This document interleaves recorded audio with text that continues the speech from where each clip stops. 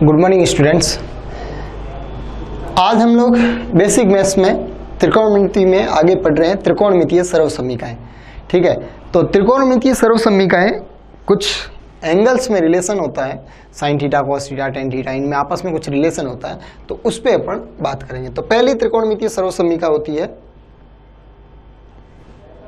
ये sine square theta plus cos square theta is equal to 1। ये आपने छोटी क्लासों में भी पढ़ी। ठीक है, दूसरी त्रिकोणमितीय सर्वसमीका होगी 1 plus tan square theta is equal to sec square theta, और तीसरी त्रिकोणमितीय सर्वसमीका हो जाएगी 1 plus cot square theta is equal to cosec square theta. ठीक है, इसके अलावा इस समीकरण को हम लोग ऐसा भी लिख सकते हैं,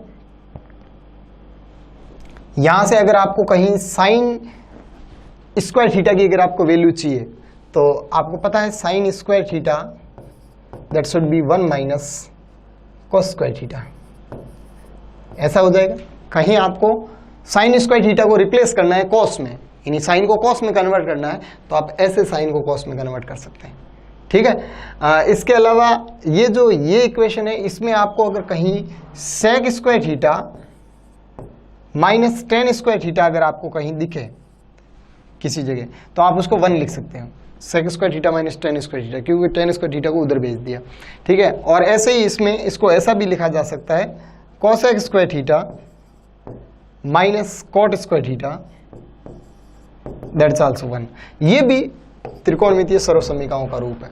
ठीक है, अच्छा है, आपको कॉस स्क्वायर थीटा को रिप्लेस करना है, तो आप कॉस स्क्वायर थीटा को कहीं पे भी साइन में कन्वर्ट करना चाहते हैं तो 1 माइनस साइन स्क्वायर थीटा हो जाएगा कॉस स्क्वायर थीटा। ठीक है, तो कॉस स्क्वायर थीटा को साइन स्क्वायर थीटा में ऐसे कन्वर्ट कर सकते हैं, साइन स्क्वायर थीटा को साइन को कॉस में ऐसे कन्वर्ट कर सकते हैं। अच्छा, मान लो साइन थीटा को साइन थीटा की जगह कॉस में वैल्यू पुट करनी है, तो आप साइन थीटा की जगह कॉस में वैल्यू पुट कर सकते हो under root of 1 minus cos square theta. ठीक है, ये साइन थीटा की जगह वैल्यू पुट कर सकते हो। क्लियर? इसके अलावा नेक्स्ट हम लोग आगे पढ़ रहे हैं, इसको मैं रफ कर दूं।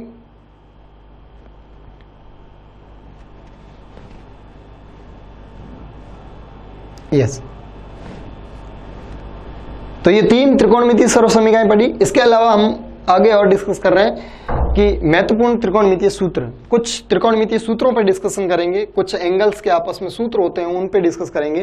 तो देखिए, पहला सूत्र है वो है sine A plus B. Sine A plus B will be written as sine A cos B plus cos A sine B. ठीक है, ये आपको ध्यान में रखना है कि साइन ए प्लस बी है तो उसको sign A cos B plus cos A sine B लिखा जा सकता है। ठीक है, यानी दो एंगल्स का योग एक एक एंगल में ऐसे लिखा जा सकता है। ठीक, अच्छा, ये काम क्या आता है? काम ये आता है, जैसे आपको बोला कि साइन 75 का मान बताइए, साइन 75 डिग्री का मान कितना होगा, ये आपको बताना है। तो आपको साइन 75 का मान टेबल में तो मिल ही नहीं रहा। टेबल में आपने पढ़ा साइन 0, साइन 30, साइन 45, साइन 60, 90, फिर उसके बाद में भी आगे जा रहे हैं तो वो 90, 30, 45, 60 इनके प्लस माइनस से ही प्राप्त हो रहा है। ठीक है, साइन 75 का अगर आपको मान निकालना है तो आप इसको क्या लिख सकते हो पता है? Sine 30 plus 45, sine 30 plus 45। ठीक है, और साइन 30 प्लस 45 में आप ये हो गया ए और ये हो गया बी, तो ए की जगह 30 और बी की जगह 45, तो यहां पे sine 30 cos 45 plus cos 30 sine 45। अब आपको पता है sine 30 cos 45 plus cos 30 sine 45, इसकी अगर अपन बात करें तो साइन 30 की भी वैल्यू पता, कॉस 45 की भी वैल्यू पता, कॉस 30 की भी वैल्यू पता और साइन 45 की भी वैल्यू पता। तो वैल्यू पुट कर देते हैं, sine 30 that is 1/2, cos 45 1/√2 plus cos 30 √3/2 and sine 45 1/√2। ठीक है, तो 1/√2 एलसीएम है, तो दिस इज √3 प्लस 1/2√2। ये आपका साइन 75 डिग्री की वैल्यू आ गई। तो साइन 75 डिग्री आपको ऐसे कैलकुलेट करना होगा, इसलिए ये फॉर्मूले बनाए गए। ठीक है, इसके अलावा आगे नेक्स्ट साइन ए माइनस बी की अगर बात करें तो यहां माइनस आएगा तो यहां माइनस आ जाएगा, बाकी सब कुछ सेम है। ठीक है, तो इससे आपको जैसे साइन 15 डिग्री का मान निकालना है तो वो इससे निकाल सकते हो। कैसे?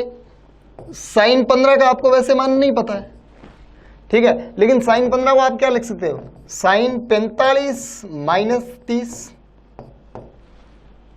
और 45 का पता है, 30 का पता है, इस फॉर्मूले में वैल्यू पुट करोगे तो साइन 15 का भी मान आ जाएगा। क्लियर? तो आप साइन 15 का मान खुद कैलकुलेट करना।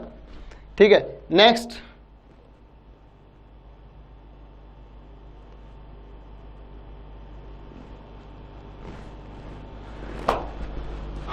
Cos A plus B. Cos A plus B, cos में थोड़ा उल्टा है।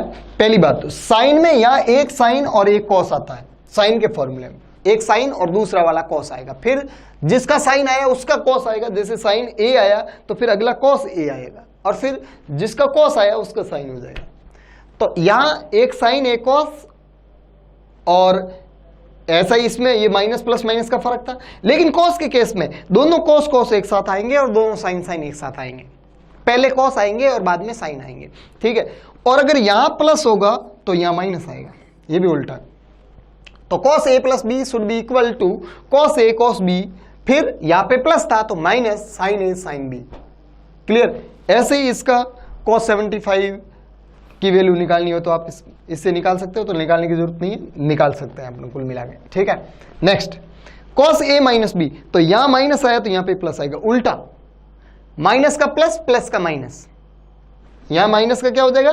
प्लस, और इधर प्लस का था तो क्या हो गया? माइनस। लेकिन साइन में सीधा सीधा प्लस है तो प्लस आएगा, माइनस है तो माइनस आएगा।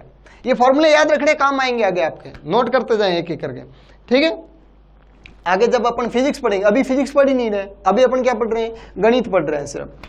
ठीक है, तो cos a माइनस बी वो हो जाएगा cos a cos b, और माइनस की जगह प्लस और साइन a साइन b। ठीक है, फिर आगे और डिस्कस करते हैं। देखो नेक्स्ट पांचवा फॉर्मूला tan का। tan a प्लस बी को कैसे लिख सकते हैं? तो tan a प्लस बी को लिख सकते हैं tan a plus tan b, तो यहां पे प्लस है तो यहां पे प्लस आएगा, और इसको tan a प्लस बी को tan a और tan b अलग अलग कर दिया, फिर बट्टे में यहां प्लस है तो यहां माइनस आएगा, और दोनों का जो ऊपर प्लस किया था उन दोनों को गुणा कर दिया। अब आप tan 75 की वैल्यू निकालनी है, तो tan 75 की वैल्यू कैसे निकालोगे? tan 75 की वैल्यू निकालने के लिए 30 प्लस 45, यहाँ 45 30 और यहाँ 45 30 रख करके ये वैल्यू कैलकुलेट कर सकते हैं। ठीक है, next tan a minus B, जहां पिछली बार प्लस था वहां माइनस कर दो, और जहां माइनस था वहां प्लस कर दो। क्लियर? तो देखिए यहां प्लस तो यहां पे प्लस, यहां माइनस तो यहां पे माइनस। ठीक है, तो जो चिन्ह यहां है वो ऊपर आएगा, और जो चिन्ह यहां है उसका उल्टा नीचे आएगा। तो देख लो, माइनस आया तो माइनस ऊपर आया, और माइनस है तो माइनस का प्लस नीचे, यहां ऑपोजिट चिन्ह होंगे। तो ऊपर वाला सीधा सीधा सेम सेम, और नीचे वाला ऑपोजिट साइन। ठीक है, तो इसमें 15 डिग्री का मान भी आप निकाल सकते हैं। क्लियर? इसके बाद में साइन 3 थीटा, तो साइन 3 थीटा से पहले अपन साइन 2 थीटा, कॉस 2 थीटा और tan 2 थीटा की वैल्यू भी निकालने के बारे में सोचते हैं। तो देखें, यस, अब में एक और फॉर्मूला बनता है, वो होता है साइन 2 थीटा। साइन 2 थीटा का सूत्र क्या होगा? तो साइन 2 थीटा क्या है? 2 थीटा ए भी थीटा है और बी भी थीटा है, तो थीटा प्लस थीटा 2 थीटा हो जाएगा, थीटा प्लस थीटा 2 थीटा। तो यही फॉर्मूला है, जब ए और बी दोनों थीटा थीटा हो जाए, ए और बी दोनों थीटा थीटा हो जाए, यहाँ a is equal to B is equal to theta, तो यहाँ पे ये भी क्या हो जाएगा? साइन ए की जगह साइन थीटा, कॉस ए की जगह कॉस बी की जगह कॉस थीटा, बिकॉज ए और बी तो सेम है। तो sine theta cos theta plus cos theta sine theta. तो आपको पता है साइन थीटा कॉस थीटा यानी 2 गुणा 3 करो या 3 गुणा 2 करो, बात तो एक ही है ना। तो इसका मतलब ये साइन थीटा कॉस थीटा और ये cos theta sine theta same ही है। इसका मतलब ये हो गया 2 गुणा साइन थीटा कॉस थीटा। ठीक है, तो साइन 2 थीटा का जो फॉर्मूला होता है वो हो जाएगा 2 sine theta cos theta, 2 sine theta cos theta. Clear? अब यहां पे बराबर करते हो a माइनस बी, तो ये सब जीरो हो जाएगा, ये क्या हो जाएगा? जीरो। अब cos 2 थीटा का फॉर्मूला बना हुआ देखो, cos 2 थीटा cos 2 थीटा का फॉर्मूला क्या हो जाएगा, देखिए cos 2 थीटा कब बनेगा, जब a और b दोनों थीटा हो, a is equal to B is equal to theta, तो ये बन जाएगा cos 2 थीटा, और a और b बराबर हो जाएगा तो cos theta that is cos square theta, cos theta cos square theta, और इधर sin theta sin square theta, तो cos 2 थीटा का फॉर्मूला बनेगा cos square theta minus sin square theta. ठीक है, और अभी हमने बात की थी कि cos को sin में अगर बदलना है, cos को sin में अगर बदलना है तो cos को sin में कैसे बदलते हैं, अभी पहले देखा था ना हमने कि cos को sin में बदलना है तो इसको लिख सकता हूं मैं 1 minus sign square theta, cos को sin में बदलने के लिए माइनस साइन स्क्वायर थीटा, और ये हो जाएगा 1 माइनस 2 साइन स्क्वायर थीटा, तो ये भी cos 2 थीटा का फॉर्मूला है, ये वाला सूत्र भी cos 2 थीटा का, तो एक cos 2 थीटा का ये सूत्र है, एक cos 2 थीटा का ये सूत्र है, एक cos थीटा का और सूत्र बन सकता है, कैसे भाई, cos 2 theta is equal to, इस बार मैंने cos को sin में कन्वर्ट किया, क्या मैं sin को cos में कन्वर्ट कर सकता हूं, हाँ डेफिनेटली, कैसे, sin की जगह मैं लिख सकता हूं 1 माइनस cos स्क्वायर थीटा, ठीक है, माइनस को अंदर भेज दूं तो ये प्लस का cos स्क्वायर थीटा बनेगा, वो आगे आ जाएगा, इसके साथ जुड़ जाएगा, तो ये बन जाएगा 2 cos स्क्वायर थीटा, और यहां पे ये माइनस अंदर जाके इसको -1 बना देंगे, तो -1, तो cos 2 theta that should be equal to 2 cos square theta -1, ये cos 2 थीटा का तीसरा सूत्र बन गया। ठीक है, तो आपने sin 2 थीटा और cos 2 थीटा के फॉर्मूले भी यहां देखें, क्लियर, ये सूत्र आगे काम आएंगे, क्लियर। अब आगे बढ़ते हैं पढ़ा, अच्छा tan 2 थीटा का देख लेते हैं भाई, tan 2 थीटा, देखिए tan 2 थीटा बराबर क्या हो जाएगा, देखिए a और b को थीटा थीटा कर दो, a और b थीटा थीटा हो जाएगा, तो tan 2 थीटा, देखिए यहाँ थीटा, तो tan theta plus tan theta 2 tan theta, और माइनस में tan theta into tan theta tan square theta, तो tan 2 थीटा का फॉर्मूला बनेगा 2 tan theta upon 1 minus tan square theta, फॉर्मूले ध्यान रखना, tan 2 थीटा का फॉर्मूला, क्लियर। यहां पे अगर इसको बराबर करेंगे तो ये 0 हो जाएगा। नेक्स्ट, अब अपन बात करते हैं sin 3 थीटा की, किसकी बात करते हैं, sin 3 थीटा, sin 3 थीटा का आपको डायरेक्ट ये फॉर्मूला याद रखना है। अच्छा, sin 3 थीटा का ये फॉर्मूला आया कैसे, ये भी अपन यहां पे निकाल भी सकते हैं, कैसे, देखिए sin 3 थीटा वो हो जाएगा theta plus 2 theta, sin 3 theta बराबर क्या हो जाएगा, theta plus 2 theta.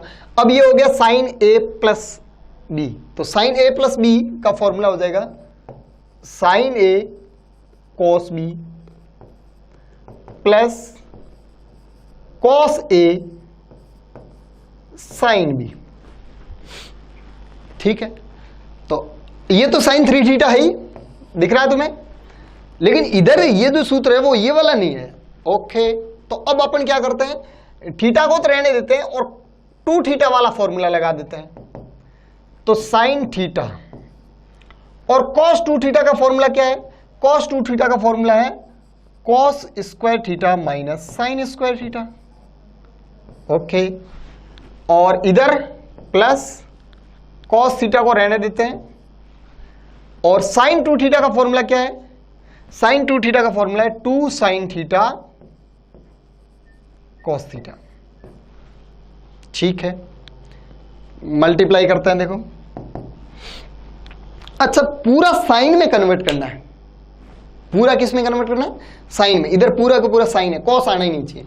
Okay, cos नहीं आना चाहिए, तो फिर ये जो cos स्क्वायर थीटा है ना, ये हो जाएगा 1 माइनस साइन स्क्वायर थीटा, और 1 माइनस साइन स्क्वायर थीटा, तो वो साइन स्क्वायर थीटा इसके साथ गुणा हो जाएगा और 1 जुड़ जाएगा, और 1 माइनस 2 साइन स्क्वायर थीटा बन जाएगा। ओके, और यहां पे ये हो जाएगा 2 sine theta into cos square theta, क्योंकि cos theta into cos theta cos square theta, और cos स्क्वायर थीटा को मैं साइन में कन्वर्ट करूं तो ये हो जाएगा 2 sine theta 1 minus sign square theta, cos square theta क्या लिख सकता हूं, 1 माइनस साइन स्क्वायर थीटा, पहली त्रिकोणमितीय सर्वसमीका से। अब देखो क्या बना, देखो अब देखते हैं, ये साइन को अंदर मल्टीप्लाई किया तो साइन थीटा, यहां पे साइन को अंदर मल्टीप्लाई किया तो 2 साइन क्यूब थीटा।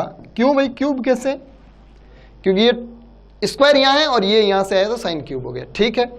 अब यहां अंदर मल्टीप्लाई करो साइन को, प्लस 2 साइन थीटा, 1 से मल्टीप्लाई हुआ तो 2 साइन थीटा, और ये 2 साइन थीटा इससे मल्टीप्लाई हुआ तो -2 साइन क्यूब थीटा, ठीक है। अब जोड़ लो 2 साइन थीटा और sine theta, that is 3 sine theta, 3 sine theta, और 2 sign square theta -2 sine square sine cube theta, तो ये दोनों सेम है तो जुड़ जाएंगे, डबल हो जाएंगे, तो 4 साइन क्यूब थीटा, क्या यही है। साइन 3 थीटा, इधर ये साइन 3 थीटा, तो sine 3 theta that is equal to 3 sine theta minus 4 sine cube theta, तो 3 sine theta minus 4 sine cube theta. अगर फॉर्मूला भूल जाते हो तो बहुत जल्दी जल्दी ये निकालना पड़ेगा आपको, 10 या 15 सेकंड के अंदर अंदर ये फॉर्मूला डेराइव करना पड़ेगा। जब आपको किसी क्वेश्चन के अंदर साइन 3 थीटा की आपको अगर वैल्यू चाहिए और उस समय आपको डायरेक्ट ये सूत्र याद नहीं है तो बहुत जल्दी इसको कैलकुलेट करना पड़ेगा। लेकिन कैलकुलेट करने के लिए आपको साइन 2 थीटा का, कॉस 2 थीटा का, और साइन स्क्वायर थीटा को कॉस स्क्वायर थीटा में, और कॉस स्क्वायर थीटा को साइन स्क्वायर थीटा में कैसे कन्वर्ट करना है, ये चीजें आपको पहले से ही आनी चाहिए, ठीक है। बहुत बेसिक है ये, धीरे धीरे ये फॉर्मूला भी आपको बहुत इजी सा लगेगा, आपको तुरंत याद हो जाएगा। इससे पीछे वाले फॉर्मूले तो बहुत ज्यादा यूज होंगे, लेकिन ये कभी कभी यूज होता है तो कभी कभार तुम भूल जाते हो। तो भूलने में क्या होता है, कभी बच्चा कंफ्यूज हो जाता है कि 4 साइन क्यूब थीटा आगे था या पीछे था, यही कंफ्यूजन होता है। तो आप जल्दी से इसको डेराइव भी कर सकते हो। क्लियर। नेक्स्ट, तो ये आपको यहां से आपके लिए आप नोट करना चाहें तो, और नहीं करें तो भी चलेगा। यस, आपको ये फॉर्मूले सारे नोट करने हैं।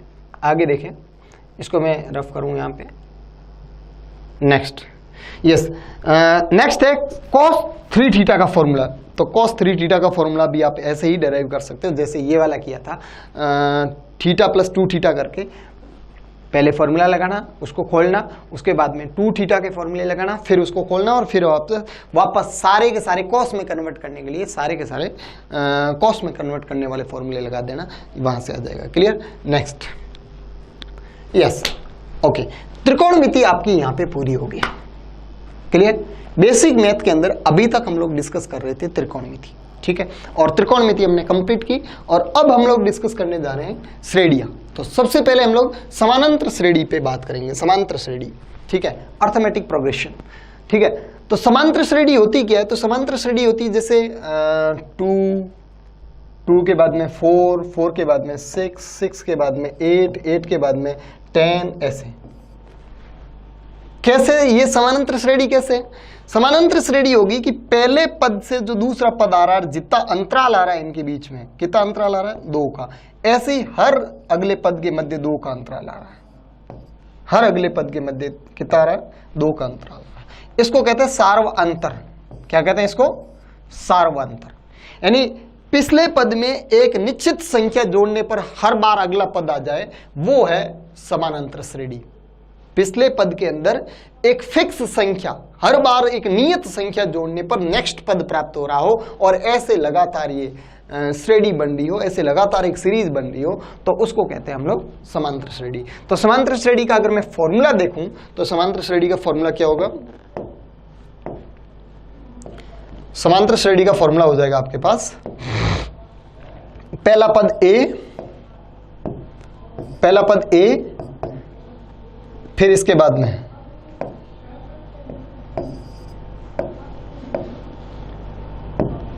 दूसरा पद होगा a प्लस डी, तीसरा पद होगा a प्लस 2d, चौथा पद होगा a प्लस 3d, और ऐसे ही nवां पद होगा a plus n minus 1d। क्यों n माइनस 1? देखिए, पहले पद के साथ d नहीं आया, दूसरे के साथ सिर्फ d आया, तो 2 माइनस 1, तभी तो हुआ d। तीसरे के साथ, यानी जो पद है ना उससे एक कम इससे गुणा है, ये चौथा पद है, तो 3 गुना, 5वें पद में 4 गुना होगा, तो nवें पद में n में से 1 कम, ये ठीक है। और यहां पे d क्या है, d है कॉमन डिफरेंस, सार्व अंतर, ठीक है। कैसे आता है ये सार्व अंतर, अगले पद में से पिछले पद को घटाने से, अगले पद में से पिछले पद को घटाने से। तो a प्लस डी में से अगर a घटाऊं तो a कैंसिल हो जाएगा, a प्लस 2d में से a प्लस डी घटाऊं तो 1d रहेगा, a प्लस 3d में से a प्लस 2d घटाऊं तो a से a कैंसिल, 2d में से 3d में से 2d घटेगा तो 1d रहेगा। यानी हर एक के अंदर अंतर कितना है, d का अंतर है, हर एक में d का अंतर है, ठीक है। तो ये समांतर श्रेणी है, और समांतर श्रेणी का nवां पद ये वाला है, ठीक है। और समांतर श्रेणी के n पदों का जो योग है ना वो ये है। फॉर्मूला क्या है, Sn बराबर, अच्छा ये भी आपने पढ़े होंगे, ठीक है। Sn बराबर n/2, n क्या है, नंबर ऑफ टर्म्स, कि इसमें कितने टोटल टर्म्स कितने, ठीक है। तो n/2 2a, जहां a प्रथम पद है, plus n-1 into D, D क्या है, सार्वंतर। जैसे एक छोटा सा एग्जांपल लेके देख लेते हैं अपन, जैसे 2 4 6 8 10, बस इसका मुझे योग करना, कितने टोटल पद, 1 2 3 4 5 पद है, ठीक है। फॉर्मूले से देखते हैं, Sn बराबर 5/2, 6 कर देते हैं, तो ये हो गया 6/2। 6/2 इसलिए किया कि 3 आ जाएगा easily,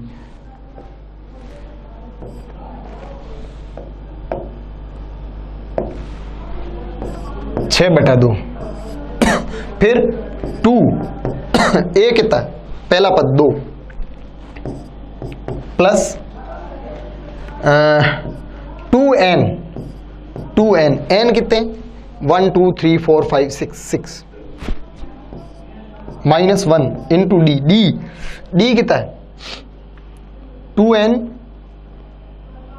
minus 1 into D, D कितना है, डी इनके बीच में डिफरेंस, 4 - 2 2, 6 - 4 2, 8 - 6 2, तो ये हर बार सेम आ रहा है, इसलिए ये समांतर श्रेणी है, तो डिफरेंस हो गया आपका 2। सॉल्व करते हैं, देखो ये तो कम है तो सीधा भी जोड़ सकते हैं, बहुत ज्यादा जैसे मान लें 100 पद है तो सीधा कब जोड़े, तो फॉर्मूले से जोड़ने, तो 3 4 प्लस ये कितना हो गया, 6 दूनी 12 माइनस 1 11 इंटू 2, 11 इंटू 2, 11 दूना 22, 22 और 4 22 और 4 26, 26 इंटू 3, 26 इंटू 3, 26 इंटू 3 कितना हो जाएगा, 6 3 18 और 3 दूनी 6 1 7, 78। तो 78 क्या इनको जोड़ने से हो रहा है, देख लो, 12 प्लस 10 22, 22 प्लस 8 30, 30 और 6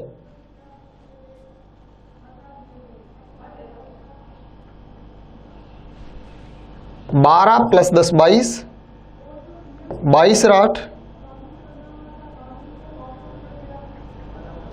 30, 30 और 6 36, 40 42।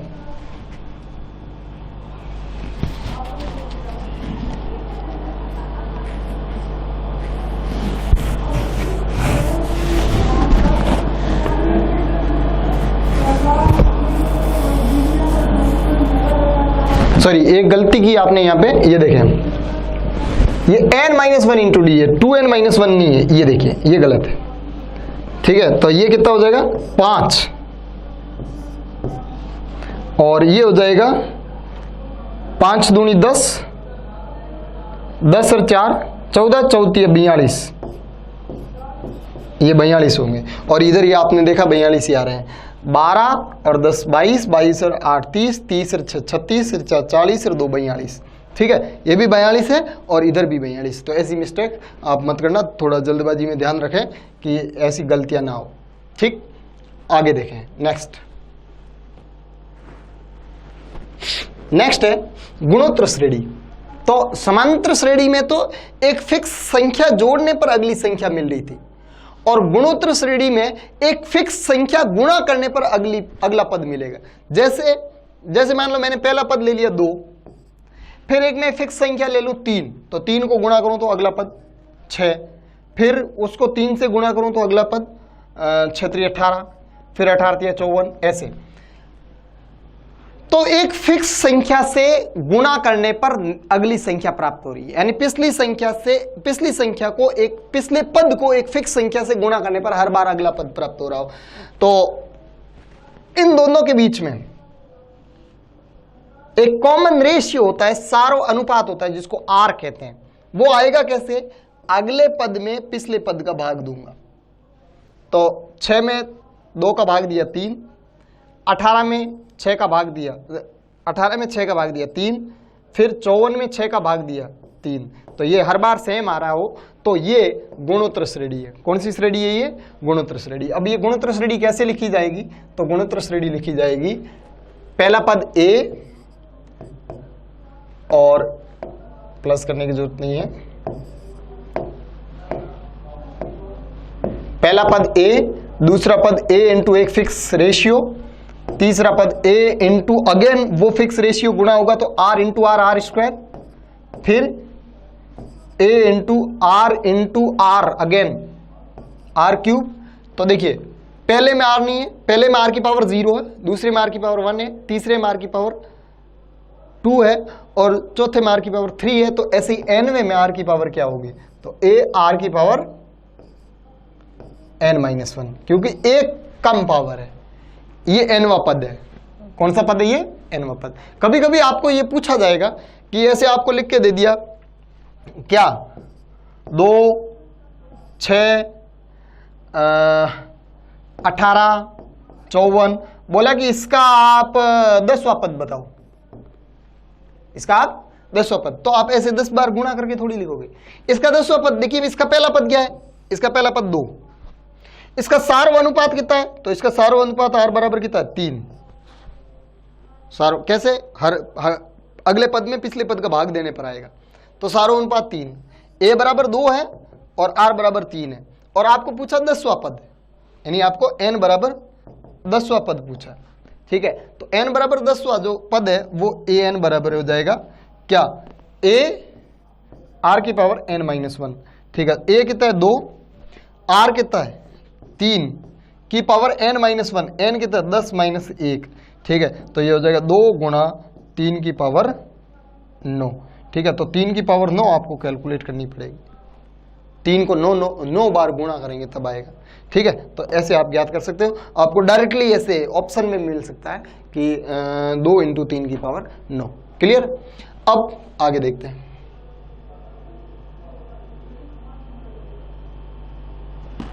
यस, गुणोत्तर श्रेणी के प्रथम n पदों का योग। गुणोत्तर श्रेणी के प्रथम n पदों का योग, ये डायरेक्ट फॉर्मूला याद रखना है। फॉर्मूला क्या है? फॉर्मूला है a प्रथम पद r की पावर n-1 अपॉन r-1। ये फॉर्मूला कब है? जब r ग्रेटर देन 1 है, यानी जो सारो अनुपात है वो 1 से ज्यादा है तो ये फॉर्मूला होगा।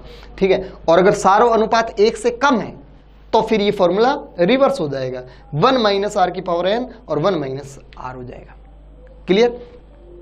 क्योंकि r की पावर अगर r 1 से ज्यादा है, r 1 से ज्यादा तो ये संख्या धनात्मक आएगी और योग धनात्मक आएगा, और अगर r 1 से कम है तो फिर ये संख्या क्या है? फिर ये संख्या क्या आएगी? ऋणात्मक, और योग ऋणात्मक नहीं होगा। इसलिए आप यहाँ पे, अच्छा अगर नेगेटिव संख्याओं का योग है तो ऋणात्मक होगा, वो अलग बात है। ठीक है, तो उस केस में ये वाला आएगा फॉर्मूला। ठीक है, तो ये ध्यान रखना, इसमें और इसमें सिर्फ फर्क इतना ही है कि ये रिवर्स कर दिया। ठीक है, a r की पावर n-1 अपॉन r-1, और इसमें a 1 - r की पावर n और 1 - r। अब एक तीसरा स्पेशल फॉर्मूला है। तीसरा स्पेशल फॉर्मूला ये है कि अगर r 1 से बहुत छोटा है, r अगर 1 से बहुत छोटा है, जैसे मान लो r बराबर है आपके पास 1/4, ये 1 से बहुत छोटा तो नहीं है लेकिन फिर भी ये है 0.25 है, बहुत ज्यादा छोटा तो नहीं लेकिन 1 से छोटा है। क्लियर? तो r बराबर 1/4 है तो फॉर्मूला आप यूज करोगे ये वाला। फॉर्मूला कौन सा यूज करोगे? ये वाला। लेकिन अगर आपके पास r बराबर है 0.005, अगर ये फॉर्मूला r का फॉर्मूला, आर का वैल्यू, तो आप फॉर्मूला ये यूज करोगे। क्यों? क्योंकि अगर आपके पास ये वाली वैल्यू है आर की वैल्यू अगर ये है, तो आर की पावर जो एन है ना, आर की पावर एन एक बड़ी संख्या, काफी बड़ी संख्या होगी, एन या इन्फिनिटी भी हो सकता है, ठीक है। तो ये अगर इस बहुत छोटी वैल्यू की बड़ी पावर होती है ना, वो और भी ज्यादा छोटी होती है, या मैं कहूं कि इसको लगभग टेंस टू 0 हो जाएगी ये। और अगर ये वाली वैल्यू लगभग 0 हो जाएगी तो ऊपर क्या रहेगा, a इंटू 1, तो a और अपॉन 1 माइनस आर, ठीक है। और अगर r 1 से छोटा है, अगर r 1 से छोटा है और n टेंस टू इंफिनिटी है, r 1 से छोटा है और n टेंस टू इंफिनिटी है, तो फिर ये वाला फॉर्मूला भी ये बन जाएगा। क्यों? क्योंकि 1 से छोटा जैसे 1/4 है, और इसकी पावर अगर मैं बहुत ज्यादा कर दूं, n टेंस टू इंफिनिटी है, n इंफिनिटी नहीं, बराबर इंफिनिटी नहीं है, n टेंस टू इंफिनिटी, यानी n बहुत ज्यादा पावर है यहाँ पे, तो फिर ये वाली वैल्यू भी लगभग क्या हो जाएगी, 0 हो जाएगी। और ये वाली वैल्यू लगभग 0 हो जाएगी, तो फिर फॉर्मूला ये बन जाएगा आपका अगेन, ठीक है। तो इसका आप एग्जाम्पल देख सकते हैं गुणोत्तर श्रेणी का, जिसमें r 1 से छोटा है। जैसे देखिए, जैसे 8 के बाद में